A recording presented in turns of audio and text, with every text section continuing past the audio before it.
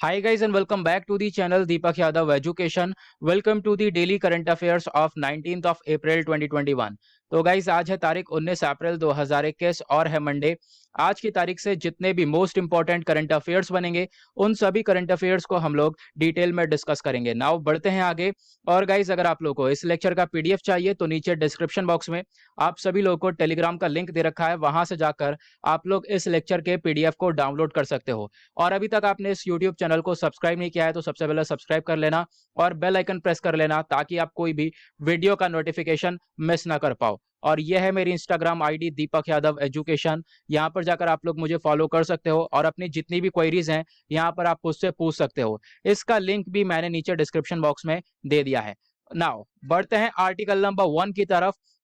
काफी important article है ये। अगर हम लोग बात करें हमारे एग्जाम्स के पॉइंट ऑफ व्यू से, ये आर्टिकल कल के द हिंदू न्यूज़पेपर में आया था। कल मैंने आपसे बोला था कि इसके बारे में पढ़ना जरूर। ठीक है, चलो कोई बात नहीं, यहाँ पर मैं आपको इसके बारे में बता देता हूँ। नाउ यहाँ पे बात करी गई है एक स्पीशी के फॉसिल के बारे में। तो ये आप देख पाओगे, इसका नाम है रेवाकॉन्डोन इंडिकस। तो यहाँ पे बहुत सारी टर्म्स हैं जिसके बारे में आपको मालूम चलेगा और आपके एग्जाम के पॉइंट ऑफ व्यू से भी वो इंपॉर्टेंट हो जाएंगे। तो बेसिकली यहाँ पर आप देख पाओगे ये एक स्पीशी का नाम, एक प्रजाति का नाम है और इसका फॉसिल मिला है। फॉसिल में हम एग्जैक्टली बात करें तो उसका टीथ मिला है। ठीक है, तो टीथ के ऊपर स्टडीज चल रही है उस चीज के ऊपर। अब ये जो टीथ है ये कहाँ पर मिला है? ये देखने को मिला है तिकरी फॉर्मेशन में। ये जो तिक्की फॉर्मेशन है, ठीक है, ये तिक्की फॉर्मेशन कहाँ पर है? मध्य प्रदेश के अंदर। और वहां पर ये फॉसिल देखने को मिला है। अब इस फॉसिल के ऊपर नई नई आप कह सकते हो रिसर्चेस और साथ ही साथ स्टडीज करी जा रही हैं। और ये बोला जा रहा है कि ये जो फॉसिल है ये साइनोडोंट का है। अब ये साइनोडोंट क्या होते हैं, यहाँ पर आपको ये काफी इंपॉर्टेंट हो जाता है याद रखना। तो साइनोडोंट एक रैट लाइक स्पीशी होती है, यानी चूहे की तरह एक प्रजाति होती है, जिसका आप लोग इमेज यहाँ पे बराबर में देख पा रहे होंगे। तो यहाँ पर इसको बोलते हैं हम लोग साइनोडोंट।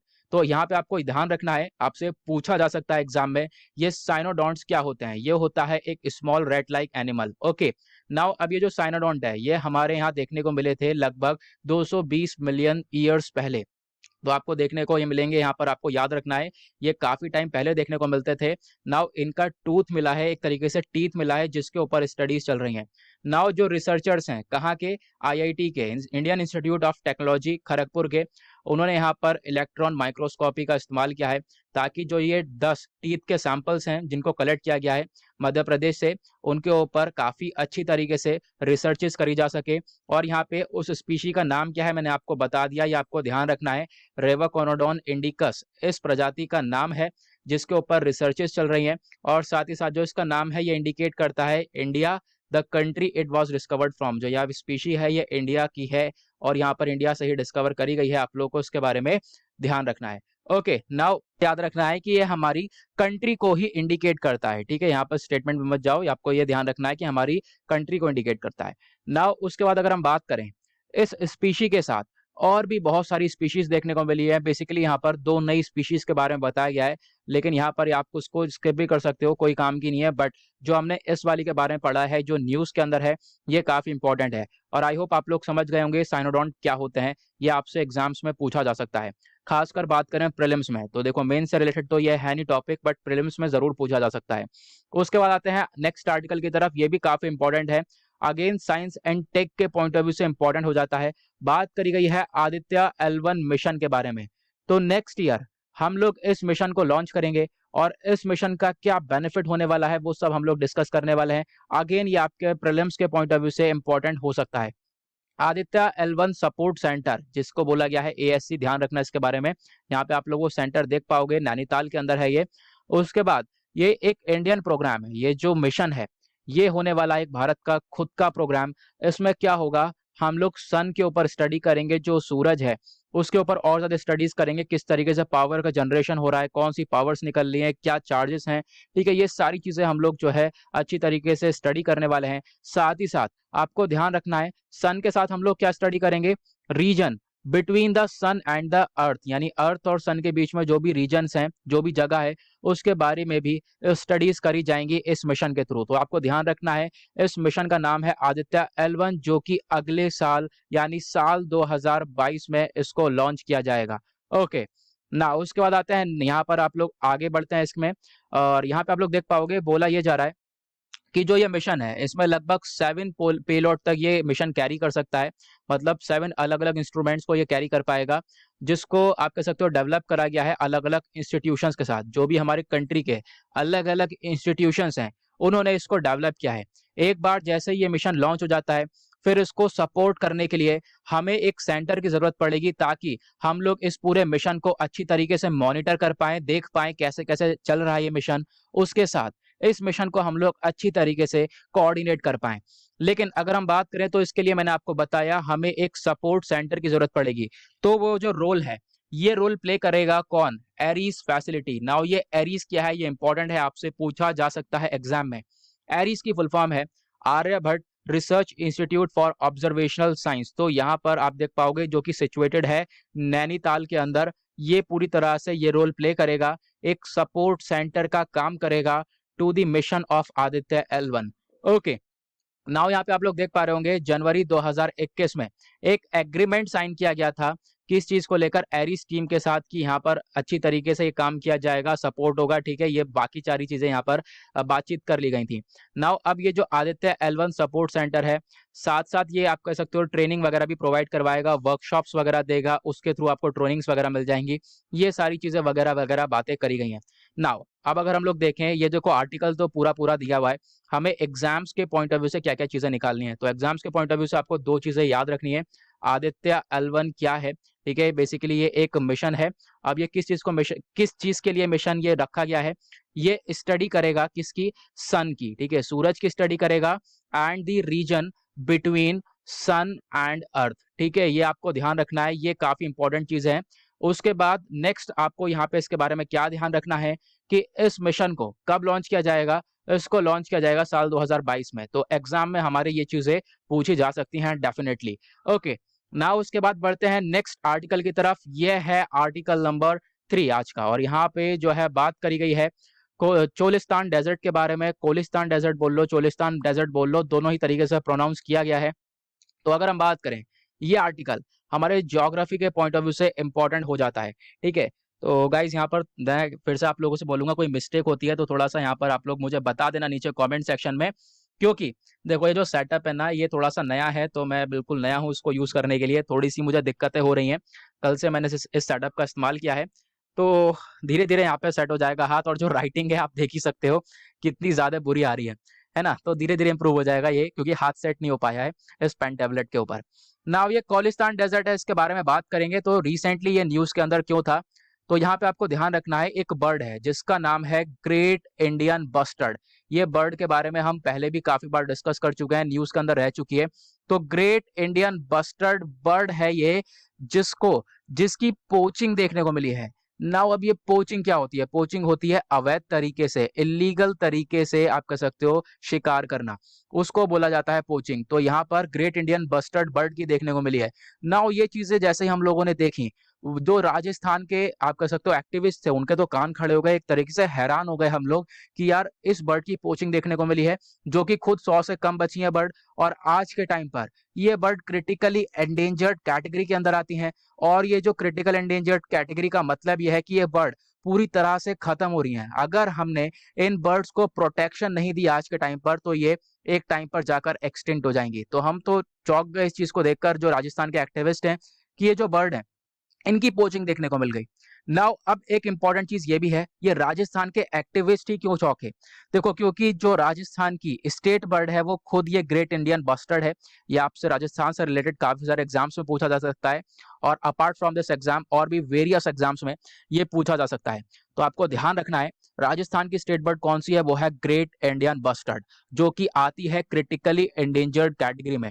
नाउ क्रिटिकली एंडेंजर्ड क्या होता है, ये मैंने आप लोगों को अभी बताया। नाउ अब अगर हम बात करें, तो हमने ये सारी चीजें देख ली, क्या है करंट सिचुएशन। नाउ अब आपसे ज्योग्राफी के पॉइंट ऑफ व्यू से भी चीजें पूछी जा सकती हैं। यहाँ पे बात करी गई है कोलिस्तान डेजर्ट के बारे में। इसको हम लोग रोही भी बोलते हैं, तो आपसे एग्जाम में कहा ये नाम दिया जा सकता है, ये किससे रिलेट है, तो आपको ध्यान रखना है, रोही भी बोलते हैं इसको। ये एक लार्ज डेजर्ट है, कहाँ पर? Southern part of Punjab and Pakistan के अंदर। तो आप देख पाओगे थोड़ा सा एरिया पड़ता है वहां पर। तो पाकिस्तान के अंदर थोड़ा सा एरिया जो पड़ता है वहां पर उसके सदर्न टिप में ये डेजर्ट लोकेटेड है। और ये जो डेजर्ट है, ये इस डेजर्ट से बनता है ग्रेटर थार डेजर्ट। ओके, ये आपको ध्यान रखना है। जो कि डेजर्ट ये फैलता हुआ चले जाता है, सिंध तक जाता है, ठीक है, सिंध प्रोविंस तक, फिर उसके बाद इंडियन स्टेट ऑफ राजस्थान तक ये डेजर्ट आपको फैला हुआ नजर आएगा ना। उसके बाद आपको ध्यान रखना है, ये पंजाब के जो दो टॉप के डेजर्ट्स हैं, अगर हम लोग बात करें दो टॉप के लार्ज डेजर्ट्स हैं, उनमें से एक बहुत बड़ा डेजर्ट है ये। और दूसरा कौन सा है? दूसरा है थाल डेजर्ट। ओके, तो आपको ध्यान रखना है इसके बारे में। उसके बाद अगर हम बात करें तो देरावर फोर्ट ये लोकेटेड है कोलिस्तान डेजर्ट में। तो आपसे पूछा जा सकता है, अगेन ये एक इंपॉर्टेंट पॉइंट बन सकता है, ठीक है, तो आपको इसके बारे में ध्यान रखना है। हाँ, तो देखो मैं एक चीज और बता रहा था, अब जो नेक्स्ट संडे आएगा, संडे में मैं क्या करूंगा, जितने भी हमने वीकली करंट अफेयर्स पढ़े होंगे, वीकली यानी आज मंडे है, तो आज क्या तारीख है? 19 है। तो 19 से लेके जब संडे होगा, संडे तक, मतलब जो आखिरी सैटरडे होगा आने वाले टाइम का, ये 19 से लेके सैटरडे तक के सारे करंट अफेयर का एक बार मैं रिवीजन करा दूंगा। मतलब एक क्विक रिवीजन, मुश्किल से 30 मिनट्स, आधे घंटे में वीकली करंट अफेयर जितने भी हमने ये आज पढ़ रहे हैं, ये सब जो है उसके अंदर इंक्लूड होंगे, ताकि आप लोग को एक रिवीजन हो जाए और आप लोग आगे से अच्छी तरीके से याद कर पाओ, ठीक है। नाउ उसके बाद बात करते हैं नेक्स्ट आर्टिकल की तरफ। यहाँ पर बात करी गई है कंजर्वेशन ऑफ स्पीशीज के बारे में। अगेन ये आप कह सकते हो, ये आर्टिकल आपके एनवायरमेंट के पॉइंट ऑफ व्यू से इंपॉर्टेंट हो सकता है। अब यहाँ पे जो प्रजातियां हैं, जो भी स्पीशीज हैं, बेसिकली माइग्रेटरी स्पीशीज जो कि इधर से उधर ट्रैवल करती रहती हैं, ठीक है। नाउ अब इन स्पीशीज के लिए हमने कंजर्वेशन स्कीम काफी चलाई है, मतलब इंडिया ने बहुत सारे स्टेप्स उठाए हैं ताकि ये जो माइग्रेटरी स्पीशीज हैं इनको प्रोटेक्ट किया जा सके, इनको कंजर्वेट किया जा सके। तो उसके बारे में यहाँ पे चर्चा की गई है। सबसे पहले आप लोग देख पाओगे, फरवरी में पिछले साल इंडिया ने होस्ट किया था 13वां कॉन्फ्रेंस ऑफ पार्टीज। किस चीज का? कन्वेंशन ऑन माइग्रेटरी स्पीशीज का। मतलब कि ये जो है यहाँ पर, ये जो कन्वेंशन है इसमें बातचीत करी जाती है किस तरीके से जो स्पीशीज हैं, जो भी माइग्रेटरी स्पीशीज हैं, उनको प्रोटेक्ट किया जा सकता है। तो इंडिया ने, आप कह सकते हो, यहाँ पर होस्ट किया था 13th कॉन्फ्रेंस इसका। और इंडिया ने सक्सेसफुली यहाँ पर डिसाइड किया कि जो एशियन एलिफेंट्स हैं, ग्रेट इंडियन बस्टर्ड हो गई, बंगाल फ्लोरिकन हो गई, ये सारे ही एनिमल्स को एक तरीके से प्रोटेक्ट किया जाएगा। और इसको आप कह सकते हो लिस्ट में डाल दिया था टू द अपेंडिक्स 1, जिसमें हम डिसाइड करेंगे कि इनको किस तरीके से हम लोग कंजर्वेट कर सकते हैं और इनके प्रति अलग अलग एक्शन प्लान्स ले सकते हैं, ताकि हम इन जानवरों को प्रोटेक्ट कर सकें, ताकि जो हमारा, आप कह सकते हो, जो भी जो एनिमल्स है वो हमेशा बचे रहें। क्योंकि ऑब्वियसली बात है, कहीं ना कहीं जब एनिमल्स को खतरा पहुंच रहा है तो एनवायरमेंट को भी काफी नुकसान होता हुआ भी नजर आएगा।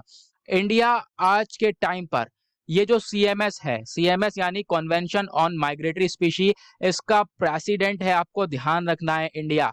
ओके, ना उसके बाद अगर हम बात करें तो इस तरीके के अलग अलग एक्शन प्लान्स चलाए गए थे भारत के द्वारा। सबसे पहले आप देख पाओगे national marine turtle action plan चलाया गया, जो कि 2021 से लेकर 2026 तक का यहाँ पर यह प्लान है, इसको अभी लॉन्च किया है हमने। उसके बाद एक न्यू नेशनल प्रोग्राम को यहाँ पे, जिसका नाम है प्रोजेक्ट डॉल्फिन, इसको भी अनाउंस किया गया था पिछले साल, ताकि हम लोग जो रिवर में रहने वाली डॉल्फिन्स और जो रिवरिन और मैरिन डॉल्फिन्स, दोनों ही टाइप की जो डॉल्फिन्स होती है, इनको हम लोग प्रोटेक्ट कर सकें। उसके साथ जो गवर्नमेंट है उन्होंने लॉन्च किया था एक 5 ईयर एक्शन प्लान, किसके लिए? वल्चर के लिए, ताकि हम जो वल्चर हैं उनको प्रोटेक्ट कर सकें। तो इंडिया ने बहुत सारे स्टेप्स उठाए हैं, उसके बारे में यहाँ पर बातचीत करी गई है ना। उसके बाद आप देख पाओगे, पिछले साल हमने इंटरनेशनल स्नो लेपर्ड डे जब हुआ था, वहां पर हमने हिमाल संरक्षक कम्युनिटी वॉलंटियर प्रोग्राम भी लॉन्च किया था। उसके बाद इंडिया और बांग्लादेश ने मिलकर बहुत सारे प्रोटोकॉल साइन किए हैं, किस चीज के ऊपर? ट्रांस बाउंड्री एलिफेंट कंजर्वेशन के ऊपर, ठीक है, ये आपको ध्यान रखना है। जिसका मकसद यह है जो एलिफेंट्स हैं उनको सेफली, आप कह सकते हो, उनका माइग्रेशन हो पाए, एलिफेंट्स सेफली जो है इंटरनेशनल बॉर्डर्स के थ्रू क्रॉस कर पाए, वहां पर ट्रैवल कर पाए। साथ ही साथ जो आज के टाइम पर एलिफेंट और ह्यूमन के बीच में कॉन्फ्लिक्ट्स देखने को मिल जाते हैं, मतलब कि बहुत सारी चीजें ऐसी देखने को मिल जाती हैं जहां पर जो हाथी है वो इंसान से भिड़ जाता है, या फिर हाथी क्या करता है, उस इंसान को मार देता है, या फिर होता क्या है, वो इंसान जो है उस हाथी को मार देता है। तो ये कॉन्फ्लिक्ट्स हैं, इन कॉन्फ्लिक्ट्स को कम करने के लिए भी यहाँ पर इंडिया ने बहुत सारे स्टेप्स उठाए हैं, वो बातचीत की गई है यहाँ पर। बढ़ते हैं नेक्स्ट एक और मोस्ट इंपॉर्टेंट आर्टिकल की तरफ। यहाँ पर बात करी गई है चंद्रशेखर जी के बारे में। ये आर्टिकल आपका पीएनजी मतलब पॉलिटी एंड गवर्नेंस के पॉइंट ऑफ व्यू से इंपॉर्टेंट हो सकता है, और ये पॉलिटी गवर्नेंस मतलब कि जीएस पेपर 2। नाउ यहाँ पे अगर हम बात करें, जो हमारे पीएम साहब हैं नरेंद्र मोदी जी, इन्होंने श्रद्धांजलि पे करी है हमारे फॉर्मर प्राइम मिनिस्टर को, तो यहाँ पे ये आर्टिकल हो जाता है इंपॉर्टेंट, क्योंकि ये हमारे हैं फॉर्मर प्राइम मिनिस्टर और इनका नाम है चंद्रशेखर, तो इनकी जयंती के ऊपर श्रद्धांजलि पे की गई है, उसी की वजह से ये आर्टिकल न्यूज के अंदर है। नाउ अब अगर हम इनके बारे में जानें, तो जो चंद्रशेखर जी हैं, इनका जन्म हुआ था 1927 में और डेथ हुई थी 2007 में। ये चीज हमारे लिए इंपॉर्टेंट नहीं है।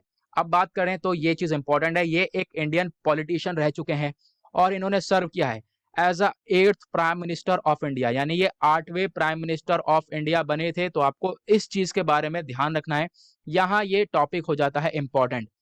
और आप देख पाओगे वो टाइम पीरियड भी बताया गया है, लगभग 10 नवंबर 1990 से लेकर 21 जून 1991 तक ये टाइम पीरियड था, जिसके बीच में ये हमारे पीएम बन चुके थे और ये 8वें पीएम बने थे। तो आपको इसके बारे में ध्यान रखना है। इन्होंने हेड करा काफी सारी, आप कह सकते हो, minority government of breakaway faction of Janata Dal को हेड भी किया था इन्होंने, जिसको सपोर्ट मिलता था इंडियन नेशनल कांग्रेस के थ्रू। और जो इनकी सरकार थी वो एक पपेट की तरह नजर आती थी, ठीक है, यहाँ पे पपेट बोला जाता था। बहुत आप कह सकते हो छोटी सी सरकार थी, ज्यादा कुछ ये कर नहीं पाए। जो गवर्नमेंट यहाँ पे आप कह सकते हो बनाई थी इन्होंने, बहुत ही कम यहाँ पर एमपीज थे, और साथ ही साथ आप देख पाओगे बहुत ही फ्यूएस्ट पार्टी एमपीज थी। ये सब चीजें यहाँ पे बताई गई हैं। तो जो सरकार थी इनकी वो ज्यादा कुछ नहीं कर पाई, बहुत ही माइनॉरिटी में ये खेल गए थे। नाउ यहाँ पे अगर हम बात करें, तो जो चंद्रशेखर जी हैं ये प्राइम मिनिस्टर रह चुके हैं, लगभग 7 महीने के लिए बने थे। अब यहाँ पे एक और मोस्ट इंपॉर्टेंट चीज आती है, ये हमारे 7 महीने के लिए पीएम बन चुके हैं, और साथ ही साथ second shortest period after the चरण सिंह, मतलब कि हमारे भारत के अंदर जो सबसे छोटे टाइम के लिए, सबसे कम टाइम के लिए पीएम थे, वो कौन है? वो है पहले नंबर पे चरण सिंह जी। उसके बाद दूसरे नंबर पर यही आते हैं चंद्रशेखर जी। तो यहाँ पे आपको इनके बारे में ध्यान रखना है, ये भारत के सेकेंड शॉर्टेस्ट पीरियड में सर्व करने वाले पीएम बने थे, ठीक है। अगेन इंपॉर्टेंट चीज है ये। और उसके बाद देख पाओगे कि जो इनकी गवर्नमेंट है वो इतनी ज्यादा कैसे, मतलब गिर कैसे गई, क्योंकि हुआ क्या था, इंडियन इकोनॉमिक क्राइसिस आ गया था 1991 में। साथ ही साथ राजीव गांधी जी की डेथ हो गई थी, आपको मालूम होगा, उनको असैसिनेट किया गया था। तो इस तरह वजह से भी जो इनकी सरकार है वो क्राइसिस के अंदर आ गई थी। ओके, तो यहाँ पर ये सारी चीजें बताई गई हैं। नाउ आगे बढ़ते हैं नेक्स्ट आर्टिकल की तरफ। अगेन यहाँ पे एक और इंपॉर्टेंट आर्टिकल बात करी गई है MK4482 के बारे में। अब ये एक मेडिसिन है जिसकी टेस्टिंग चल रही है और काफी बेनिफिशियल ये साबित हुई है। अगर हम बात करें, ये आर्टिकल आपके हेल्थ के पॉइंट ऑफ व्यू से इंपॉर्टेंट हो जाता है। ना अगर हम बात करें तो यहाँ पे इस मेडिसिन को आप लोग देख सकते हो, और इसका नाम याद रखना है आपको, MK4482। एक एक्सपेरिमेंट एंटीवायरल ड्रग है, और इसको अगर हम देखें तो ये हैमस्टर के ऊपर यूज किया है। अगेन हैमस्टर क्या होता है? एक रैट लाइक एनिमल होता है, चूहे जैसा यहाँ पर जानवर होता है, तो उसके ऊपर ट्राई किया गया और ये बताया गया जो वायरस के आप कह सकते हो लेवल्स थे वो काफी कम हुए हैं। मतलब इस मेडिसिन को ट्राई किया तो वायरस कम होता हुआ नजर आया इस हैमस्टर के ऊपर। साथ ही साथ जो लंग्स में डैमेजेस थे वो भी कम होती हुई नजर आई हैं। तो मतलब कि ये जो मेडिसिन है ये कहीं ना कहीं इफेक्टिव होती हुई नजर आई है। और अगर हम बात करें, ये जो SARS-CoV-2 इन्फेक्शन यानी कोविड-19 है, इसको भी काफी बेहतरीन तरीके से ट्रीट कर सकती है ये मेडिसिन, ये बताया गया है। नाउ ये सारी बातें हवाई नहीं हुई हैं, ये सारी बातें करी गई हैं एक आप कह सकते हो नई स्टडी के अंदर, और वो नई स्टडी हुई है from scientist from the US national institutes of health, US की एनआईएच के थ्रू यहाँ पर ये सारी स्टडीज करी गई हैं। नाउ यहाँ पे आप लोग देख पा रहे होंगे, ये जो MK4482 है, इसको डिलीवर किया गया था ओरली, मतलब कि कोई इंजेक्शन वगैरह की वैक्सीन नहीं है, ये एक तरीके से ओरली खुलाई गई था इस मेडिसिन को, जो कि अभी यहाँ पर ह्यूमन क्लिनिकल ट्रायल्स के अंदर है। मतलब कि इंसान के ऊपर ये ट्रायल्स चल रहा है इस मेडिसिन का। अगर सक्सेसफुली ये हम कंडक्ट कर पाते हैं तो आने वाले टाइम पर यह मेडिसिन भी आपको मार्केट में नजर आने वाली है। और उसके बाद अगर हम बात करें तो जो साइंटिस्ट हैं उन्होंने ये देखा कि जो MK4482 है, इसका ट्रीटमेंट काफी ज्यादा इफेक्टिव है। अगर हम बात करें, जब हैमस्टर्स को दिया, रेट लाइक एनिमल को ये जब प्रोवाइड किया गया तो काफी इफेक्टिव रहा है। कब कब? देखो, इन्फेक्शन होने से 12 घंटे पहले और इन्फेक्शन होने के 12 घंटे बाद तक का जो टाइम पीरियड है, यहाँ पर ये ट्रीटमेंट काफी ज्यादा इफेक्टिव साबित हुआ है, ये भी बताया गया। ओके, तो अगेन यहाँ पे वही चीजें नीचे बताई गई हैं। कोविड सार्स कोव 2 से ये लड़ सकती है ये मेडिसिन।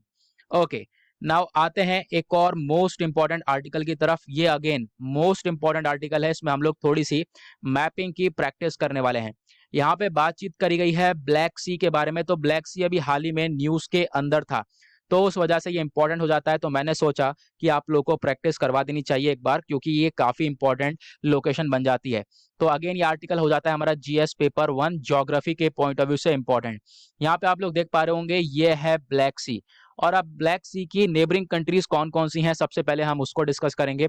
तो यहाँ पे आप लोग देख पाओगे जो ये ब्लैक सी है, ये एक मार्जिनल सी बोली जाती है अटलांटिक ओशन की। अब यहाँ पे ये चीज छोड़ो, पहले ये देखो कि कौन कौन सी एरियाज, कौन कौन सी कंट्रीज होती पड़ी हैं इसके किनारे किनारे। तो यहाँ पे आप कह सकते हो इस ब्लैक सी के बॉर्डर पर कौन कौन सी कंट्रीज है। एक है बुल्गारिया, ठीक है, फिर उसके बाद देखने को मिलेगा जॉर्जिया, फिर उसके बाद Romania, then Russia, then Turkey, then Ukraine. BGRRTU। तो हम लोग देखते हैं अब यहाँ पे कौन कौन सी कंट्रीज हैं। अब यहाँ पे आप लोग देखने को मिलेगा अच्छे से। यहाँ पे आप लोग देख पा रहे होंगे एग्जैक्टली यहाँ पर ये है ब्लैक सी। ब्लैक सी के ऊपर आप देख पाओगे, यहाँ पर आपको देखने को मिल जाएगा रशिया। ऊपर आप लोग आओगे, यहाँ पर देखने को मिल गया यूक्रेन। इधर आओगे, इधर है रोमानिया, ठीक है। और उसके बाद नीचे की साइड आ गया बुल्गारिया, और इधर आ गया तुर्की, ठीक है। ये सारी हो गई कंट्रीज। उसके बाद एक रह गया हमारा ये जॉर्जिया। ओके, नाउ ये हो गए पूरे। तो आप देख पाओगे ये सारी कंट्रीज हैं जो कि बॉर्डर शेयर करती हैं अपना। यहाँ पर हो गया बुल्गारिया, जॉर्जिया, रोमानिया, रशिया, तुर्की और यूक्रेन। ये सारी कंट्रीज हो गई जो कि इसकी बॉर्डर पर आप लोगों को देखने को मिलेंगी। ओके, क्लियर हो गया ये। अब इसके बाद हम लोग और क्या बात करें, तो देखो यहाँ पर आपको देखने को मिलेगा जो ये ब्लैक सी है, ये जाकर आप कह सकते हो मेडिटेरेनियन सी में मिल जाती है। मेडिटेरेनियन सी को कनेक्ट करती है किस किस चीज के थ्रू, एक एजियन सी है वहां पर, उसके थ्रू जाती है, और जो कि कनेक्ट करता है सी ऑफ मरमरा से। तो चलो हम देखते हैं सी ऑफ मरमरा, पहले भी न्यूज के अंदर था, तो इसको आपको ध्यान देना है। सबसे पहले आप देख पाओगे ये ब्लैक सी हो गया। ब्लैक सी के नीचे यहाँ पे आप देख पाओगे इस्तांबुल है, इस्तांबुल के यहाँ पर आप देख पाओगे ये सी ऑफ मरमरा है। यहाँ से ब्लैक सी निकल कर आती है, यहाँ से जाकर ये हो गया एजियन सी। फिर वो एजियन सी से जाने के बाद यहाँ पर मेडिटेरेनियन सी से कनेक्ट हो जाता है ये ब्लैक सी। ओके, इसके बारे में ध्यान देना है, ये चीजें यहाँ पर मेंशन करी गई हैं। नाउ अगर हम बात करें ब्लैक सी के नॉर्दर्न साइड में, आपको सी ऑफ अजोव देखने को मिलेगा जो कि कर्च स्ट्रेट पर है। कहाँ पर है एग्जैक्टली, यहाँ पे आप देख पाओगे ये ब्लैक सी हो गया, नॉर्दर्न साइड इसका ऊपर हो गया। नॉर्दर्न साइड है ना, ऑब्वियस ही बात है ऊपर है। तो यहाँ पे आप देख पाओगे ये सी ऑफ एजोव है, और ये है कर्च स्ट्रेट। तो यहाँ से ये सी ऑफ एजोव से भी कनेक्ट होती है, आपको इसके बारे में ध्यान देना है। नाउ जो यूक्रेन है ऊपर, ये भी काफी ज्यादा न्यूज के अंदर रहता है, आप लोगों को मालूम होगा, क्योंकि यूक्रेन का एक एरिया है ये वाला, जिसको हम लोग बोलते हैं क्रीमिया या क्राइमिया भी बोला जाता है। तो ये जो एरिया है, ये वाला हिस्सा हथिया लिया गया है रशिया के द्वारा। तो उस वजह से भी ये न्यूज के अंदर रहता है, आप लोग को छोटा सा आइडिया होना चाहिए। ओके, ये तो ब्लैक सी के बारे में लोकेशन, आई होप आप लोगों को क्लियर हो गई होगी। नाउ अगेन एक और मैप प्रैक्टिस करेंगे। सबसे पहले यहाँ पे आप देख पाओगे क्यूबा न्यूज के अंदर है। अब ये क्यूबा न्यूज में क्यों है, सबसे पहले हम डिस्कस करेंगे। देखो रॉल कैस्ट्रो लीडर हैं क्यूबा के।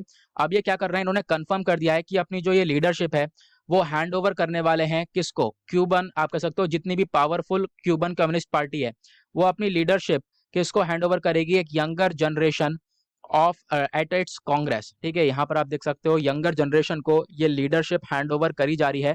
तो उसके बारे में यहाँ पे बातचीत की गई है। नाउ ये जो आर्टिकल है, ये आपके, ये जो न्यूज है, ये न्यूज आपके एग्जाम के पॉइंट ऑफ व्यू से इंपॉर्टेंट नहीं है, बट यहाँ पर जो क्यूबा है ये आपसे पूछा सकता है कि हाल ही में क्यूबा न्यूज में था, ठीक है, इस कारण की वजह से न्यूज में था।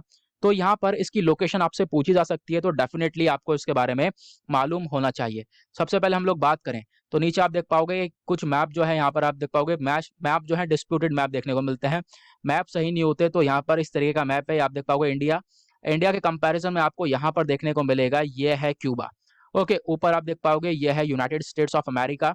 नीचे आपको देख पाओगे ये है गल्फ ऑफ मैक्सिको, ठीक है। और नीचे ये जो क्यूबा है, न्यू क्यूबा के नीचे आप देख पाओगे कैरेबियन सी है। तो यहाँ पे आप जो भी मैंने लोकेशंस बताई हैं इसके बारे में ध्यान रखना, अभी हम लोग अच्छे से कवर करेंगे, ठीक है। नाउ आप देख पा रहे होंगे ये क्यूबा है, मैंने आपको बताया ये जो एरिया है पूरा क्यूबा है। क्यूबा की कैपिटल है हवाना, और इसकी सबसे ज्यादा बड़ा शहर भी यही है। उसके बाद अगर हम बात करें तो मैंने आपको दिखाया था क्यूबा के नीचे कैरेबियन सी है, मैंने अभी आप लोगों को बताया था, ठीक है। यहाँ पे आप लोग देख पाओगे, अभी मैंने बताया। उसके बाद ऊपर की साइड आप जाओगे थोड़ा सा तो यहाँ पर देखने को मिलेगा यूएसए, जब इधर की साइड जाओगे, और यूएसए के नीचे गल्फ ऑफ मैक्सिको है।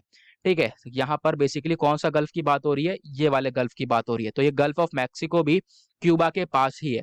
ओके, नव अगर हम बात करें, क्यूबा एक कंट्री है जो कि आप देख पाओगे आइलैंड के फॉर्म में आपको देखने को मिलेगी। साथ ही साथ ये कहाँ पे लोकेटेड है, नॉर्दर्न कैरेबियन में, कैरेबियन सी के नॉर्दर्न साइड पर। मैंने आपको दिखाया था अभी कैरेबियन सी नीचे है, तो कैरेबियन सी का नॉर्थ साइड कौन सा हुआ, ऊपर का हुआ, तो वहां पे ये क्यूबा लोकेटेड है। और इसके पास गल्फ ऑफ मैक्सिको है, तो इसके बारे में ध्यान रखना। हैवाना एक लार्जेस्ट, एक सबसे बड़ा शहर है और कैपिटल है क्यूबा का। ओके, ना उसके बाद एट द लास्ट अगर हम बात करें, यहाँ पे बात करी गई है वर्ल्ड हेमोफीलिया डे के बारे में। तो ये डे क्या है, ये जो आज का लास्ट आर्टिकल है इसके बारे में बात करेंगे। अगेन ये भी काफी इंपॉर्टेंट है, इंपॉर्टेंट डेज के पॉइंट ऑफ व्यू से। तो आप लोग एक चीज देख रहे होंगे, ये जो डेली करंट अफेयर का वीडियो था, ये पहले हम काफी ज्यादा ब्रीफ में लेकर चल रहे थे। ठीक है, अब हमने इसको थोड़ा सा एक्सटेंड कर दिया है, मैंने ज्यादा इसमें आर्टिकल्स लगा दिए हैं और ज्यादा डिटेल में इसका एनालिसिस करा करूंगा, क्योंकि यहाँ पर जो मैं आर्टिकल्स लगाने वाला हूँ, अगेन मैं फिर से बोल रहा हूँ, ये आर्टिकल्स बहुत ही ज्यादा इंपॉर्टेंट होने वाला है आपके एग्जाम्स के पॉइंट ऑफ व्यू से। तो ये जो डेली करंट अफेयर का वीडियो है, ये बहुत इंपॉर्टेंट होने वाला है। आपने अगर ये डेली करंट अफेयर का video plus the Hindu analysis देख लिया, तो आप सारे ही करंट अफेयर से टैकल कर पाओगे। ओके, ये मेरी गारंटी है। नाउ यहाँ पे बात करी गई है वर्ल्ड हेमोफीलिया डे के बारे में। तो हर साल 17 अप्रैल को वर्ल्ड हेमोफीलिया डे मनाया जाता है। सबसे पहली चीज जो कि ध्यान दी जानी है, जो कि आपसे पूछी जा सकती है, तो यहाँ पे ये आपको ध्यान देना है। उसके बाद यहाँ पे बोला गया है, बहुत सारी इंटरनेशनल ऑर्गेनाइजेशंस हैं जिन्होंने मिलकर इस वर्ल्ड हेमोफीलिया डे को सपोर्ट किया है। नाउ हेमोफीलिया क्या है, बेसिकली एक बीमारी है जो क्या है आप कह सकते हो बहुत कम से देखने को मिलती है। इसमें होता क्या है ना, जो खून है वो रुकता नहीं, क्योंकि नॉर्मल क्लॉटिंग नहीं हो पाती है। जैसे खून हम कहते हैं ना जम्स आ जाता है, तो वहां पे क्या होता है, क्लॉटिंग हो जाती है तो खून आना बंद हो जाता है। लेकिन दूसरी तरफ क्या होता है, एक सिचुएशन ये होती है वहां पे खून जम ही नहीं पाता और वो क्लॉटिंग हो ही नहीं पाती है। उसकी वजह से क्या होता है, खून वापस से वहां से बहुत सारा निकलता रहता है। तो वो क्या कहलाती है सिचुएशन, वो होती है हेमोफीलिया। तो डिस्कस करेंगे। देखो, हेमोफीलिया क्या है, एक रेयर डिसऑर्डर है, मतलब रेयर मतलब बहुत कमी से ये डिसऑर्डर देखने को मिलता है। इसमें होता क्या है, जो ब्लड है वो क्लॉट नहीं हो पाता। ठीक है, ब्लड की क्लॉटिंग नहीं हो पाती, जम नहीं पाता। उसकी वजह से, किसकी वजह से, क्योंकि यहाँ पर ब्लड क्लॉटिंग प्रोटीन्स पूरे नहीं हो पाते शरीर के अंदर, जिसके अंदर ये कमी होती है ब्लड क्लॉटिंग प्रोटीन्स की, वहां पर क्लॉटिंग नहीं हो पाती। उसकी वजह से जो हेमोफीलिया है वो देखने को मिलता है। और फिर क्या होता है, देखो क्लॉटिंग हो नहीं पाएगी तो खून नहीं रुक पाया, थोड़ा सा जमेगा नहीं खून ऊपर की साइड, परत नहीं जमेगी तो आपका खून नहीं रुक पाएगा। उसके बाद क्या होगा, you may bleed for longer time, जो आप खून है वो काफी देर तक निकल सकता है किसी भी इंजरी के साथ। ठीक है, कभी भी कोई भी इंजरी होगी तो उसके बाद ज्यादा खून निकल सकता है। लेकिन अगर हम बात करें दूसरी तरफ, जो छोटे मोटे कट होते हैं वो यहाँ पे ज्यादा प्रॉब्लम नहीं बनते, लेकिन जो बड़े कट्स होते हैं उनसे ज्यादा प्रॉब्लम्स हो जाती है।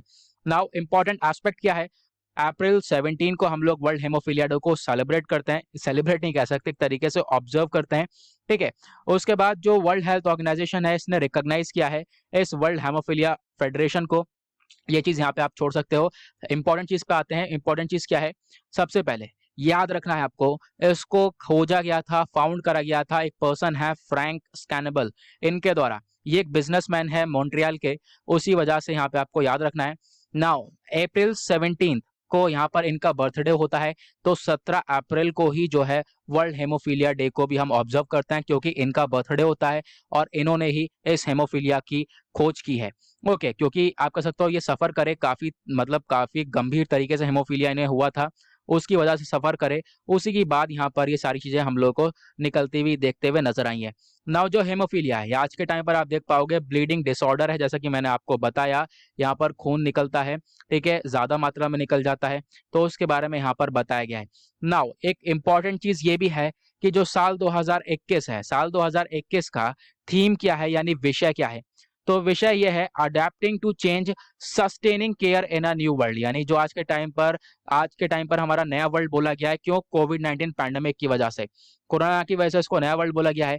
तो इसमें हमें आज के टाइम पर एक चेंज लेकर आना है, और ये थीम डिसाइड करा गया है किसकी वजह से, कोविड-19 पैंडेमिक की वजह से। तो यहाँ पर ये चीज भी बताई गई है। ओके, तो गाइस इसी के साथ होता है हमारा आज का डेली करंट अफेयर का वीडियो पूरी तरह से फिनिश। आई होप आप लोग को सारे आर्टिकल्स क्रिस्टल क्लियर हो गए होंगे। काफी लंबा वीडियो हो गया है, लेकिन यहाँ पर क्योंकि मैं आपसे कह रहा हूँ, क्योंकि मैंने बहुत सारे इंपॉर्टेंट आर्टिकल्स लगाए हैं। तो आप कोई से भी एग्जाम्स की प्रिपरेशन कर रहे हो तो सभी के लिए इंपॉर्टेंट हो जाएंगे। आप अब बहुत ही ज़्यादा आराम से आप इस वीडियो के ऊपर रिलाई कर सकते हो। मैंने इसको थोड़ा सा डिटेल्ड एनालाइज किया है ताकि आप अच्छे से चीज़ों को कवर कर पाओ। नाउ मिलते हैं आप लोगों से नेक्स्ट वीडियो में। आज के लिए bye bye, have a nice day. Okay now.